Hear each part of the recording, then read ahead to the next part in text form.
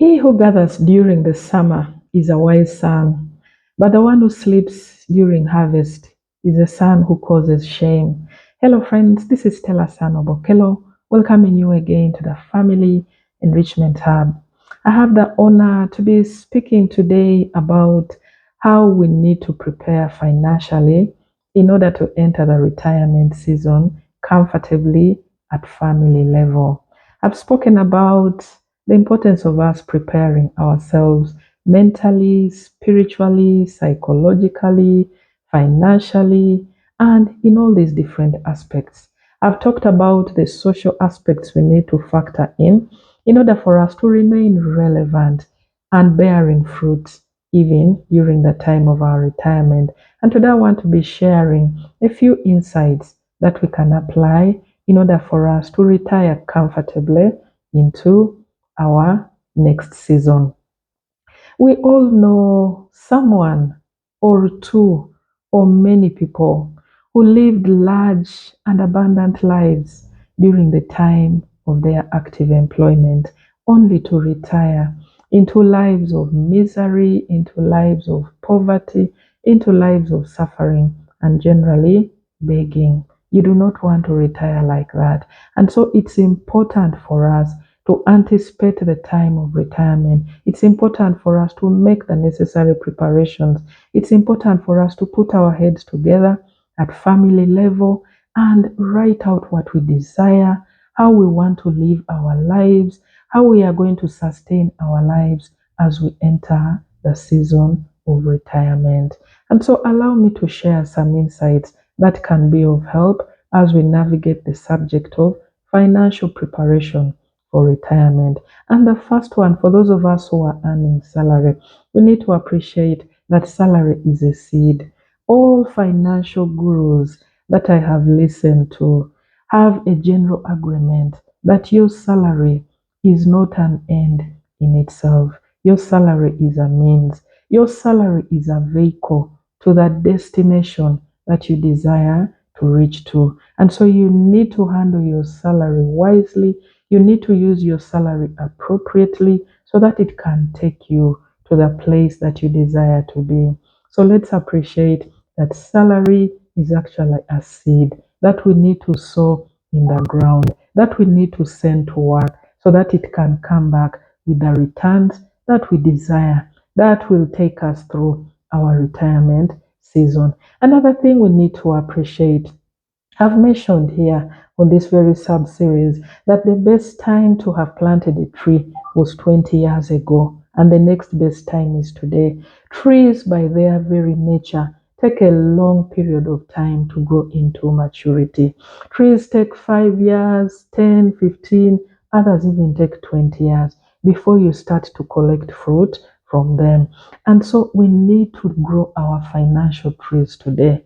The financial trees are the different ventures and avenues where you send your money, and you know that over a period of time, these ventures are going to be guaranteeing us steady and good returns over a long period of time. And so, this is one way that we shall be able to secure our retirement, financially speaking. Let's invest in financial trees that will take us through a long period of time.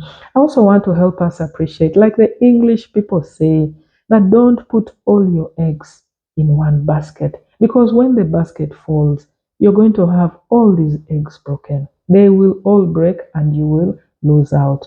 Have multiple sources of income. Do not depend on just one income. For those of us who are salaried civil servants, you're guaranteed a monthly pension when you retire. For those who are non civil servants, they also have a bulk payment that is given to them. And so this money should be put to really proper use. For instance, you could buy an annuity where you'll be guaranteed a monthly income on a regular basis during your time of retirement. We could also invest these monies into the government treasury bills and bonds. We could also buy what we call the unit trusts, We could also invest in rentals, what we call the Nizigos here, so that we are guaranteed a steady flow of income during our retirement. You could also start a business now so that by the time you're retiring, you're assured of a steady flow of income that is coming from your business. There are so many options here that we need to explore. We just need to be proactive and go out and look for information and begin to invest now so that we are able to prepare for that time of retirement. Sow something into the ground and you will be guaranteed to reap when the time is due. The Bible tells us in the book of Proverbs, chapter 28, verse 19, that he who tills his land will have an abundant harvest. In other words, for you to be able to generate returns, to survive on a steady flow of income that is coming from ventures that you have put your money in, you must send the money to work. Send the money to work and it will come back to you with so many returns. Also, what we need to appreciate is that the salary tap will not continue to flow pakalast. The salary tap will not flow unendingly. A time is going to come of necessity where you have to leave the organization, where you have to retire, and the tap will stop flowing. Are you prepared for that time? What are you doing during that time? And like they say, you can send a cow to the well, but you cannot force the cow to drink water. That is the same with our salaries and jobs. When you get a job, you start earning a monthly income, but nobody is going to force you to send your salary to make for you more money. But wisdom demands that every portion of your salary every month, you need to put it aside to send it to a venture, to send it to an investment where it is going to come back with much more returns for you. And so these are the ways that we need to actually prepare ourselves as we enter the season of retirement. I also hear many people many times complaining and berating their former employers, saying it was not fair. They still needed to be employed. They still need an opportunity to work. When retirement has come, it has come. It's not the duty of your employer to give you a comfortable retirement. It is your duty to plan for yourself the kind of retirement that you need to have. And so, this is the time while you're still earning. Prepare yourself. Prepare yourself. Save money. Invest money in ventures that are actually going to earn you lots of monies. Let's also develop a big and positive mindset where money issues are concerned. Read personal financial literature. Read financial management articles that help you to sharpen you with regard to the management of your money. Speak to people who have made it financially speaking, people whom you admire, people who are an inspiration to you when it comes to finances. People are always willing to share their stories of success, and you will pick a leaf of what others are doing in order to improve on their financial stories. In that way, you will be well equipped to venture into activities where you have knowledge, where you have understanding, where you're guaranteed that you will indeed have beautiful returns that will sustain you during your retirement.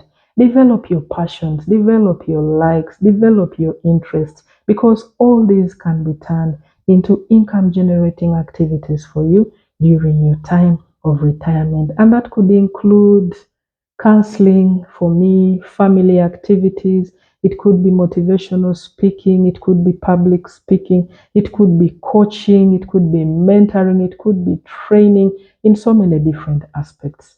The list is long and endless. Identify your own passion, develop it now, and it could turn into an activity that will be a financial source of blessing for you, but also an activity that will keep you busy and relevant during retirement. Allow me share some scriptures with regard to this topic. Proverbs 13:11 tells us, he who gathers little by little will gradually have a big increase. This again is talking about saving money on a monthly basis. Save it monthly, and before you know it, it will be a big sum of money. Proverbs 10:5, our opening scripture, talks about the wise son who gathers during the summer, while the foolish one sleeps during the time of the harvest. In other words, the summertime is the time for people to be working actively. Gather during the summer, collect during the summer, so that when the next season, when you cannot be able to continue gathering, the time of retirement comes, you will have something to survive on because you're the wise son who gathered during the time of the harvest. Psalms 107, verse 37 tells us, sow your fields and plant your vineyards, and you will have an abundant harvest. Again, send your money to work because your field is your salary. Send your salary to work, and it will come back multiplied for you. Proverbs 19, verse 4 says, wealth makes many friends, but a poor man has no friend. If you want to retire comfortably, if you want to have many friends around you, you know what to do. Because of necessity, he who has money, people will be attracted to him. Another scripture is Proverbs chapter 24, verse 33, which talks about a little sleep, a little slumber, a little folding of the hands to rest, and poverty will attack you like an armed robber. Do not allow to retire into poverty. Ecclesiastes 10, verse 19 says, money answers to all things. We needed money yesterday, we need money today, we need money tomorrow. Allow me to conclude with this.